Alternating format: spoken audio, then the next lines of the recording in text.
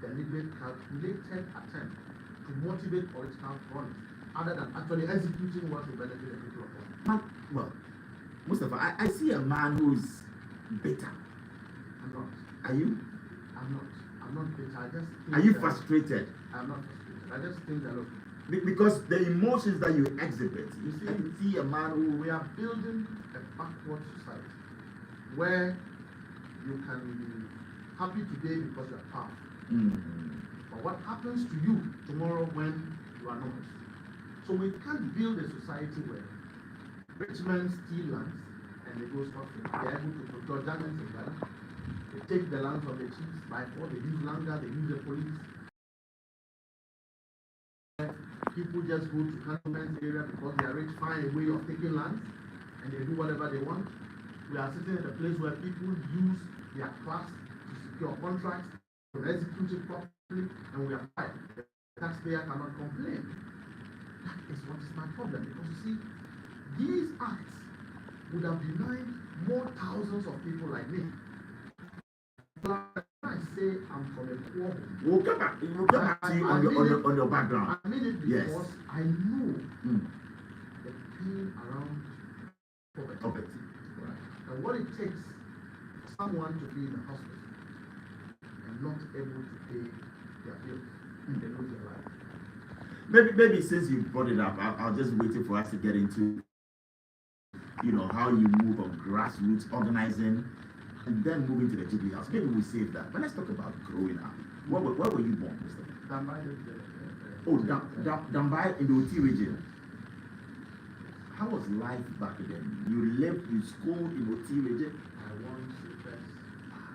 We have had to every Monday go to the market, cut grass and go and sell.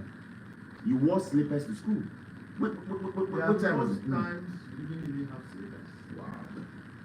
And I remember my mom had to go and take banana and oranges across the river to come in and go and exchange with fish, come back and sell, and only to get some feeders.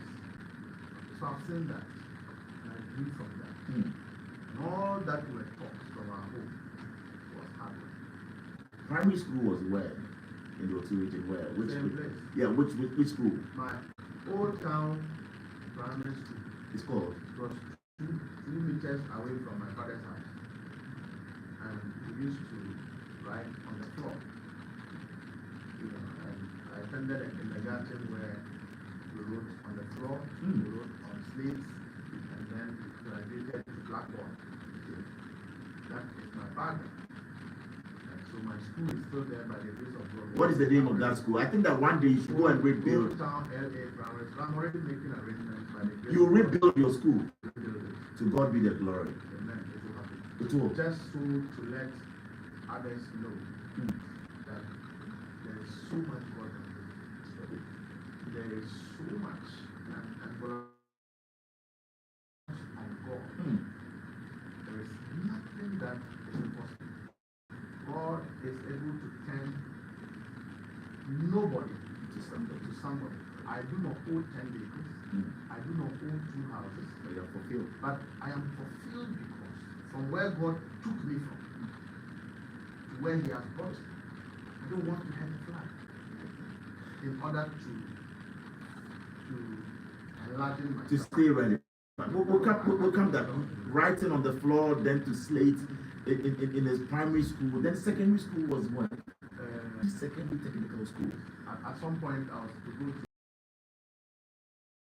You couldn't afford. You couldn't afford. There was no money. This is sad. So I had to come back to secondary technical school. My teachers will tell you I was this usual person. I've always been like this. I've never changed. But they will also tell you that I focus on learning. We used to close from school, go to another preparatory school, and learn. So right from school, we go and do extra classes. We stay in an uncompleted building to learn till the following morning to go and back and go to school. Wow. That is the only way we can pass the WASI or SSC exam. And I remember at the time, so second year, third term, the second term. Didn't have an English teacher, but you speak so well. I mean, your diction and all. That is, so that's why I'm saying that if we can all help other people like me, this country will be a better place. If I can get here, it means there are many more who can be better than I am. And so at every given opportunity, I believe that we should use that chance to help many more people like myself who will be producing better versions of me. Because I don't actually fit to sit in front of you. I've never thought that a day will come I'll sit here. I remember when I was contesting elections as Deputy General Secretary. All the NDC big men wrote me off. They did? Yes, they did. They didn't believe that Mustapha Gbande would win. No. Why? Because they thought you were that boy from. I didn't deserve it. Wow. Because I was underestimated. You see, nobody can see what you are made of until an opportunity is given. And I owe these things to my immediate boss, Honorable Fifi, my chairman, When I won the election, they gave me the platform to show to the nation what I'm capable of doing, and I did so. If they had not offered me the opportunity, I would have been sitting at the headquarters and you wouldn't know what I'm capable of doing. So if I'm here today, to the extent that I'm recognized by the president, who is the leader of our party, to serve under him, it is only because my boss gave me that opportunity. And I owe that to him, and that to leadership. One needed just an opportunity to show what we all have, which nobody sees. And so I'm just parents may have been poor. If you believe in yourself and to believe in God, you can be better than them. And so every single person at this point in time, the nation Ghana is in crisis. Crises that are inevitable because we have developed to a certain stage and prioritized development of individuals other than all of us. And so at this point, whether you are rich or poor, we should make conscious effort to do what is right. To just say that enough, let me treat my country well. You know, I've watched you on television, on social media, listened to you on radio, and I must say tonight that you've really blown me away. The level of wisdom, intellect, the humility, and you say it as it is without fear of failure. God bless you, Mustapha. I think that we need more of your kind. There are two things in life. Either you live or you die. I have never seen a reason why I should be afraid of a human being. You're not afraid to die? I've never prayed against death. I've never prayed to the rich. Every prayer of mine is the fortification, one, to always be on the side of God. And so when I do inventory of everything I have done today, I should come to the conclusion that I have not offended God. People say you are a dangerous human being. You go after people, seizing their cars. You go after them, raiding their homes. So you mentioned Mustapha Gbande, and people are like, wow, that guy is something else. Are you dangerous? I don't think I am. I just despise injustice. Injustice is so painful. If you had had to lose everything you ever owned in life, not because you were wrong, but because of some form of injustice, then consciously your effort will be to fight what has hurt you so that it does not extend to another person. And so I hate to see people being cheated. If it has to take my life to fight for someone that is being cheated, I will do so. You will do so? I don't have to take money for it. Do you have emotions towards people? I have learned not to be emotional. I've learned to be professional. Because when you are emotional, you make mistakes. But when you are professional, it embodies all the principles that one is required to process in order to arrive at a certain decision.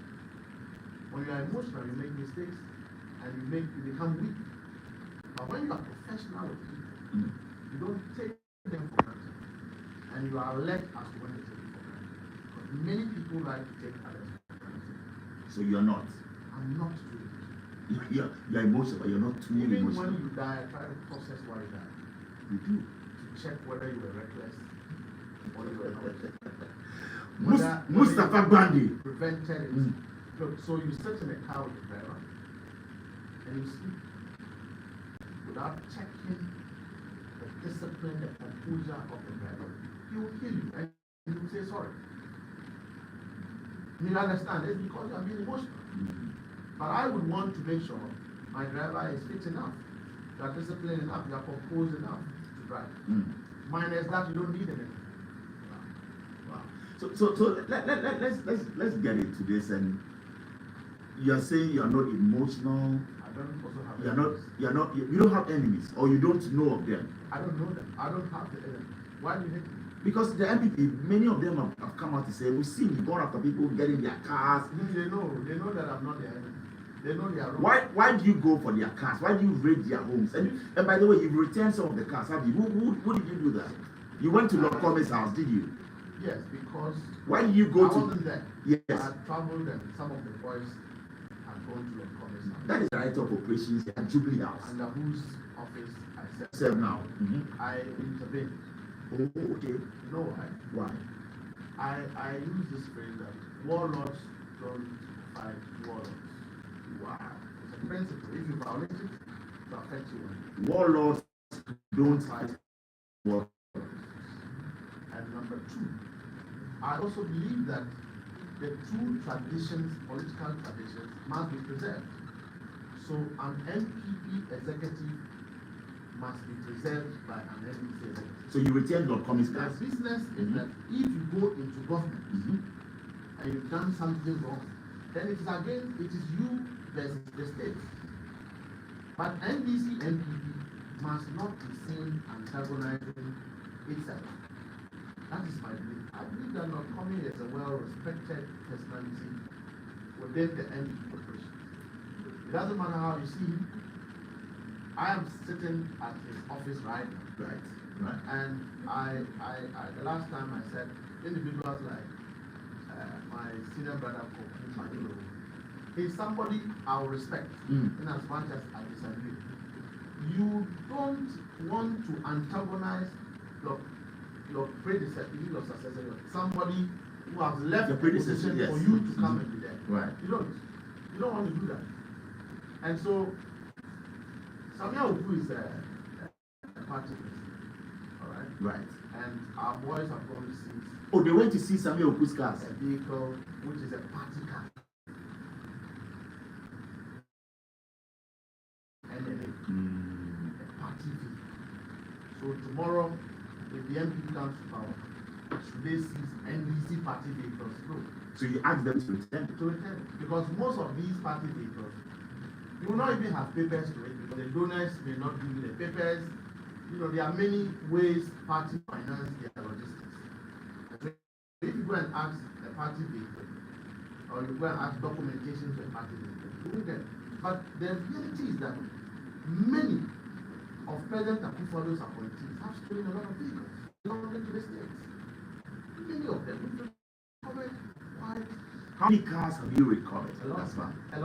And let me tell you. Beyond 100? Throughout transition. What we have done and what I have been interested in was to protect what is left. Because some way, somehow, the NPP government became irresponsible as soon as they lost the election. They didn't care about what was happening. It may not have gotten the endorsement of senior persons of government at the time for people to steal. But because we left the office, individuals would take advantage and steal. So we were protecting these things. Vehicles were stolen. Many logistics belonging to state institutions were stolen. We have impounded, arrested quite a number of them, and ensured that who were still the skeletal government transition, individuals that were there, they were stealing, signing checks, doing that, taking huge sums of money. Were you able to stop that? we were able to stop that. There were several of the CEOs I had to call and say, I'm aware you are trying to do it. Don't do it. You did it? I did that, yes. I did that. And it's because I'm a street boy. And I'm not afraid to associate and to dine with the street, because that's where I come from. You are not? No, why? I don't work with the bodyguard. Have you seen the bodyguard in the before? No. I don't have a bodyguard because I'm a street boy. If you go to the street and you ask somebody to kill me, you're asking my brother to come and kill me. Don't tell me. So they know you? Of course. Are you married? Yes. I have kids. Do you live with your family? No. Why? That is what I chose to do. So you are married by your wife somewhere? Your children? I want to be responsible to my wealth. And my children will have. So your allegiance is to your party, to your government. What about your family? It's service. Yes. So you are married but you don't live with your children are very happy kids. And they are very proud of me. But I do not want, you see, I also believe that political practitioners and their risk should not transcend into their children. So under no circumstance will anybody harass President Akufo-Addo. But if we have to go after President Akufo-Addo, we go full scale. The day I have an order from the president, you will do that. We will go full scale all out. This is your former president. I'm just saying that he must be responsible. And I'm saying that if the NPP any day comes to power and they have a record that I have done something wrong with the opportunity given to me, I should go through the same thing. And that no individual and their kids should suffer the risk of their parents. So President John Mahama's children must not suffer because their father is a president. Or President John Mahama's wife should suffer because his husband is a president. It should be so. We can deal with ourselves because I am the Deputy General Secretary of the NPP. I am the one playing a certain key role for my party and for my government. My kids were not there. My kids were not there. Society of hatred.